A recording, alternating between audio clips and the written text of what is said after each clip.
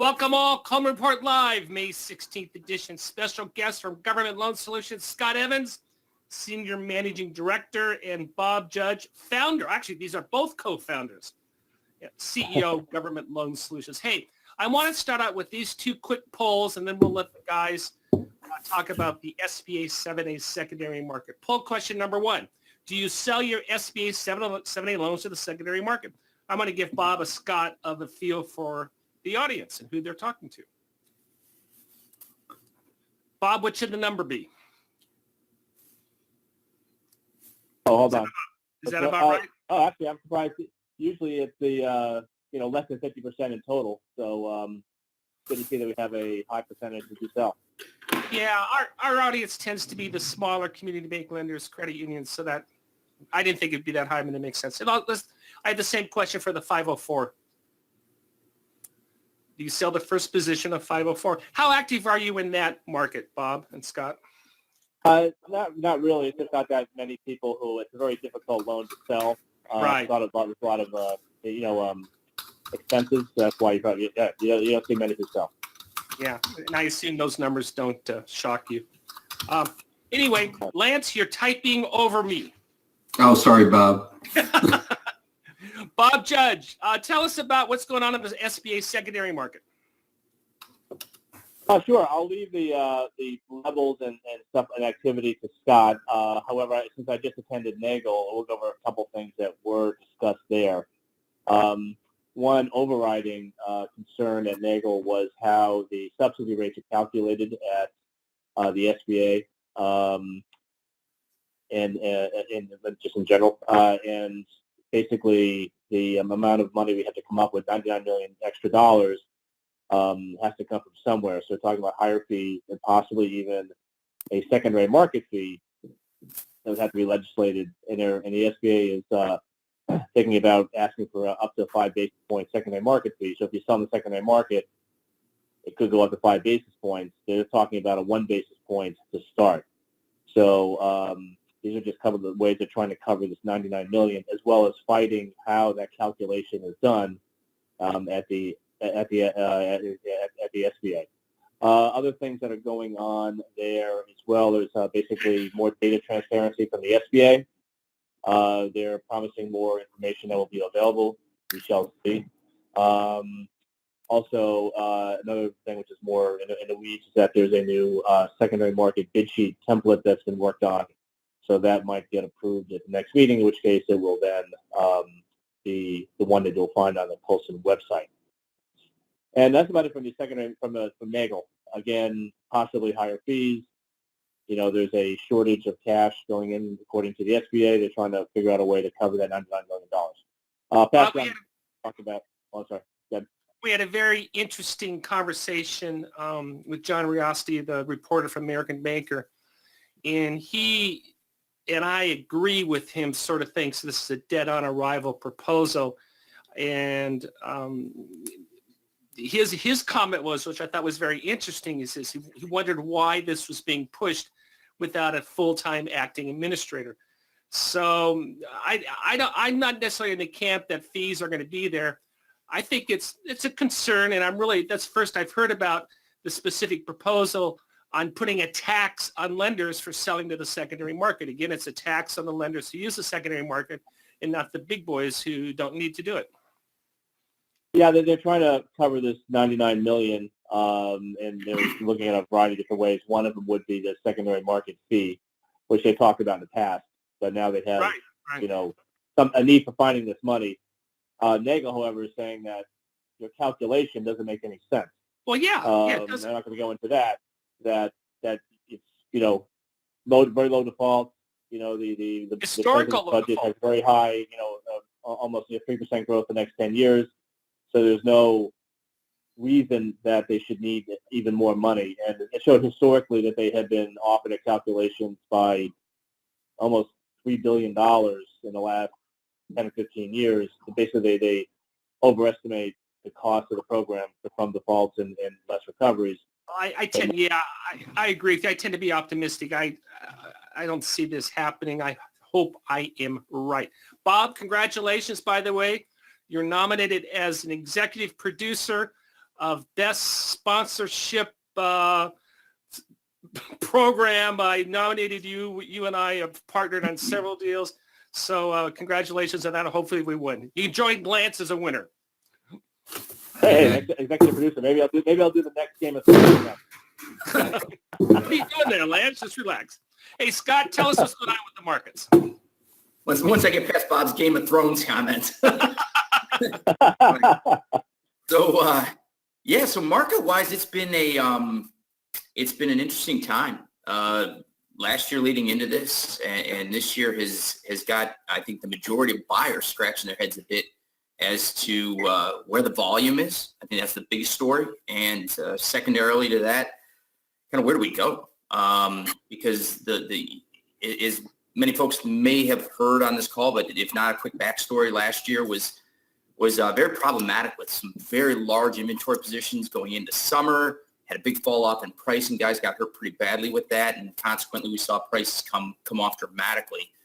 We rallied into the year end, and then of course we got the shutdown. So kind of as we got into January and didn't really have a lot of direction on that quite yet, market ground to a halt. We had absolutely no supply at all in terms of volume. And as a result of that, the dealers wisely took that opportunity to really sell off inventory that they already had. So this was a real positive thing for them in the long run, and I think in the short run, at least, a big positive for the lending community, because the net result was higher prices. With little supply coming, inventories running off, we saw, from the end of the year really till now, a little over a 2-point rally in the 10-year sector of the curve, and in the slightly larger 25-year sector, about a 3-point rally. So it's been dramatic, no question about it. I think the question, though, that's on folks' minds is, where do we go? Well, that's going to be my question. Obviously, and that's I think we're vulnerable. I mean, I think at the end of the day, given the levels we're at right now, and our dependence, and I don't want to get too techie with this, but there's a big dependence in this market on the takeout for the interest-only strip that's a byproduct of the loan. And that's not a terribly liquid market in the best of times. And it's been a very erratic market, to say the least, over the last year to certainly over the last 6 to 8 months, with some of the larger IO buyers coming in, exiting at various times. And I think the ability to maintain the premiums we're at right now is going to predicate largely on, do they continue to provide liquidity to the market? Scott, I'm a CFO of a credit union, of a community bank. I'm selling. And I'm looking at my budget for the third and fourth quarter of calendar year 2019. I take out my pencil, my Excel spreadsheet. Should I stick with the numbers that are up on the screen, or should I put in a little cushion? Well, as Bob and I have learned as traders over the year, I know you're not going to. We rarely like to make those kind of calls, but. What I would say is I think given the direction of prepayment speeds, I think we're going to continue to see those rise. I mean, I think Bob's analysis that he does on a monthly basis certainly bears that out. One thing I would say as a starting point for lenders is, if you've got production, even in an all else equal scenario, your loans, if not sold right now, are going to age. And aging is getting penalized far more now than it ever has been before, because of some of the pooling rules that have changed over the last year, especially. So unfortunately, especially the shorter in the curve you go, which I know a lot of the community lenders tend to be at that part of the curve, it doesn't behoove you to hold loans. It just, well, you dance very, very well, Scott. Politics. Bob may be doing Game of Thrones. I might go politics. We'll see how this shakes out for both of us, right? But but I think that pipeline manifests itself. If we start to see some supply, the market can certainly absorb that. So I don't think we're going to see a knee-jerk with prices falling off if we see volume, which is certainly positive. But I think if prepays continue to go their way, I think the risk is to the downside. So I probably wouldn't be sitting on it. Very good. Okay. Hey, guys, I really appreciate you joining us. Let's do it again. And Bob, I may see you in D.C. next month to see if you get a. Well, you already won. You're a finalist. You already won. We'll just see if you win the grand prize. So congratulations. Come join us, Bob. All right, let's go to poll. Thanks a lot. Let's go to poll question number 3. Lance did a great webinar yesterday on bringing us up to date on the 159 and loan packaging rules. Lance, I think the takeaway was everyone in the industry is still confused as to what we should be doing.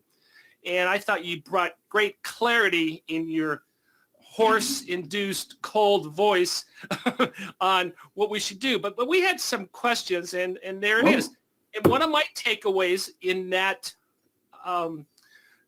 webinar was consider and don't be afraid to charge more than $2,500, right, Lance? Well, the thing, Bob, and this blows me away, I think if we asked the question, have you ever charged $2,500, it probably would flip to 88% yes, 12% no. Right. Packaging fees for SBA participant lenders are certainly somewhat confusing at this point because we all got comfortable with charging, standard fees for small loans, standard fees for larger SBA deals on the packaging fee. Bob, in the 5010-5H threw that all out the door. It says you have to itemize and prove the work that you've done to justify that fee. But the reality of it, if you have an SBA loan with 5 affiliate businesses and multiple guarantors, it's a more complex loan. You're going to spend more time. And there's a high likelihood that you should charge more than $2,500. You just got to be willing to itemize that information and submit it to Coleman with your 159. SBA is not going to criticize you for charging more than $2,500. They will criticize you if you don't document it. And as Lance pointed out yesterday, it was a great slide. You're talking about a half-page Excel spreadsheet, cut and paste, putting in some hours, and that's what SBA wants to see. They don't want to. They want to see separate pricing per each unique loan product, and they don't want flat. They would definitely not want flat $2,500 across the board. Well, and one thing, Bob, that two things. One, the spreadsheet that we presented, I actually showed to somebody from SBA. I didn't get a written endorsement, but they looked at it and said, yeah, that's going to do it. And what Bob said is true. You will not get criticized for whatever fee you charge and can justify with a simple spreadsheet showing what you've done. You would more likely be criticized, Bob, for charging a $500 fee and not having the justification, simple justification attached to it than you would charging $5,000 with adequate justification. And of course, you need to be prudent. It needs to be reasonable. And of course, the applicant has to agree to it. So there's market considerations. There's other things going on. But I certainly, to bump your prices, that $2,500 fee has been around for 20 years. To bump it up a little bit, as long as you document, not going to be fun. And we have. And here's one final comment, Bob. Everybody avoids going over $2,500 because it used to be that you did not have to itemize. But guys, it doesn't matter if it's $25. You have to itemize and have that in your file on all loans. So what I thought the result would be of the 5010-5H would be people would be comfortable charging more. Yeah. And we have a bunch of questions on this. We had 5 left over from the webinar. We're going to get to them all real fast. But the last poll question is, SBA is most concerned about what in this process, Lance? Referral fees paid over 2% by the lender to an agent, an outside broker, applicant paying packaging fee to both the lender and a loan service provider, packaging fees over $2,500 paid by the applicant, or referral fees charged to the applicant by the broker. Which one is SBA most concerned about? Well, and I think there could be a level of concern with a couple of these. Well, of course, yeah. But yeah, you nailed it. You guys nailed it. Yeah, that's a big concern. You cannot, when you use an LSP, and many of our participant banks use an LSP because they don't have an SBA lending department, and it's a good resource, but the packaging fee cannot be charged by both the LSP. The lender can't pay the LSP a packaging fee and then pass that fee off to the borrower. So you have to be really careful. If the LSP charges you, say, $2,000, and there's a line item packaging fee for $2,000 on your borrower's closing statement, that could be a problem. The other one that I'll say SBA has some concern, probably not as much, are referral fees paid to brokers by the applicant. Right. Yeah. Okay, let's go to the questions. Can a lender pay a third-party BDO above $30,000 and or above the 3% of the loan origination fee? Where this $30,000 comes in, that's the cap that a lender or anybody can charge a borrower for a packaging fee. However, Eric asked this great question. There's also an unofficial rule. You can't find it anywhere. SBA is going to be very, very critical of you if your BDOs get more than $30,000 on a referral fee. I know this is confusing.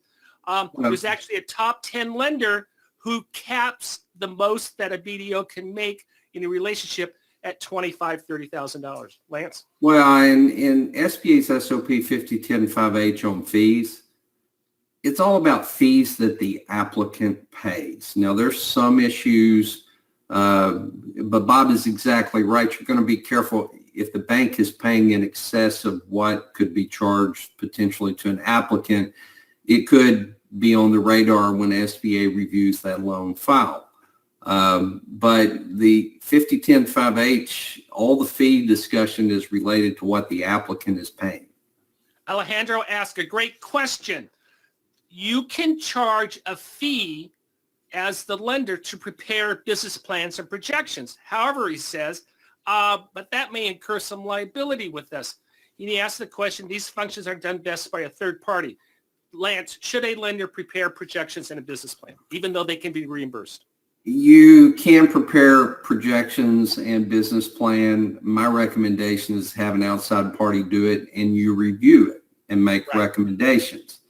But the actual preparation, I'm not a big fan of. Now, again, if you look in the 5010-5H, it says you can do it and you can charge for it. I agree with you 100%. But it's not something I feel comfortable with because Alejandro is exactly on point. There is some liability.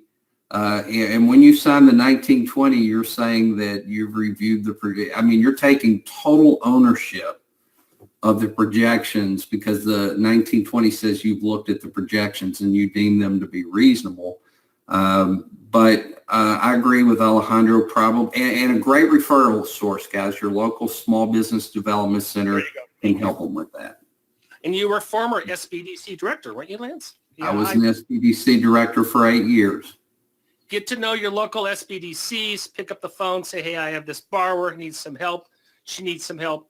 But Alejandro is absolutely great. And he followed up with this.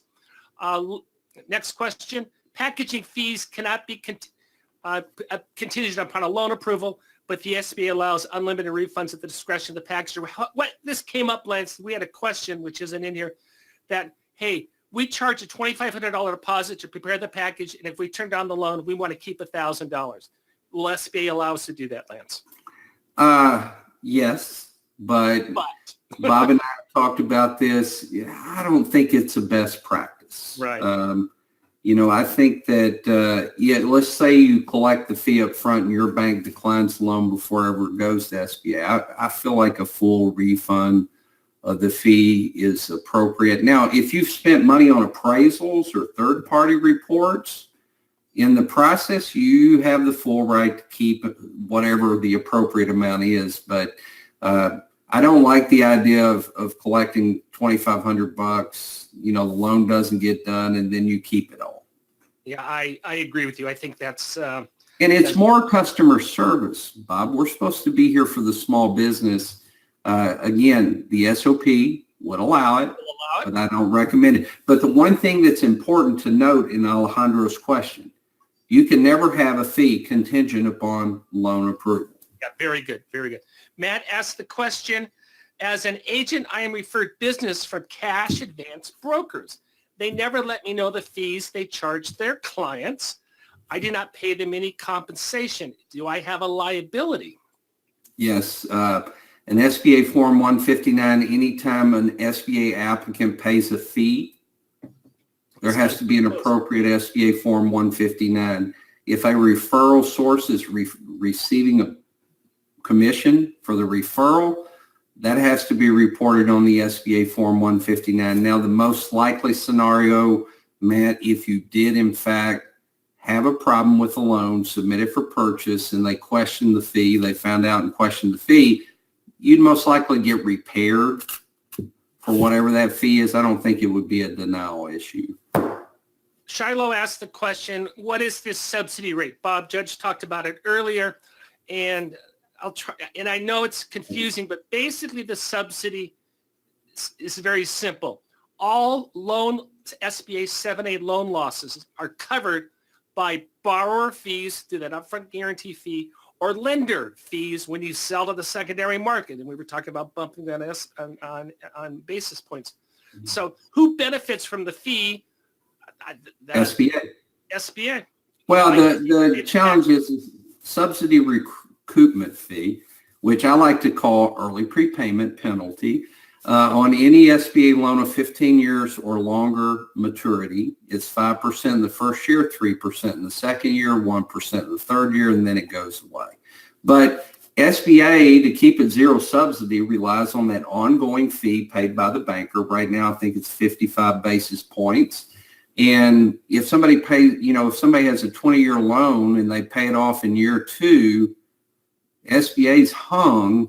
They've missed out on 18 years worth of 55 basis points. And remember this, Shiloh, you asked who benefits, SBA, i.e. us, the taxpayers. But some people have estimated, and I think Bob Judge threw out that $3 billion number. Over the last 10 years, SBA has contributed back to the Treasury anywhere from $2 to $3 billion over and above the fees. So that's why we had that conversation last week, and with all these fees, what the industry is demanding, and this is the bottom line, industry is demanding what's in the black box, and is Congress. So with those two forces demanding it, SBA is going to have to force to give it up, I believe. Well, and Bob, for years and years and years, we operated in an environment where Wall Street Journal didn't change. So you didn't have borrowers who had an interest rate they were not comfortable with. In a rising rate environment, which thankfully the Fed has backed off, but in a rising rate environment, you'll have borrowers that may get offered a better deal somewhere else. And this subsidy recoupment fee, which kind of was in the SOP and we didn't talk about it much, is back at the forefront. Last question we have, and it's a long question. The bottom line is Kimberly is reciting the different things that we can charge. But her bottom line question is, Lance, with whatever amount we do, does that amount need to be broken down in detail by hour? Well, she's asking, you can charge a packaging fee based on a percentage or based on hourly work. But it doesn't matter which way you go, you've got to justify your fee. So my recommendation, if you're going to have to justify the fee anyway, the hourly rate is the right technique to use. Now, and one of the things, let's just think about that 2% on loans up to $1 million. That means $1 million loan would have a $20,000 packaging fee. Bob, there is no participant bank in the country that could justify a $20,000 packaging fee. Yeah. So very good. We've run a couple articles. I've been tracking this. I'm very fascinated what's going on with PayPal, these online lenders. Amazon's becoming a huge competitor of everyone. And the reason why I bring this up is these are your competitors, and they're very nimble. They're expensive. They're not as cheap as SBA lending. So you have your work cut out for you on that. We talked about surveys, and I think we're just going to wrap up. We want to push the secondary market seminar. I don't think Bob pushed that. It's going to be in Washington, D.C. on December 10th. If you're concerned about the secondary market, that is a place you want to be. And with that, Lance, good stuff, good information. Thank you all for joining us. We'll talk to you next week. Have a great weekend.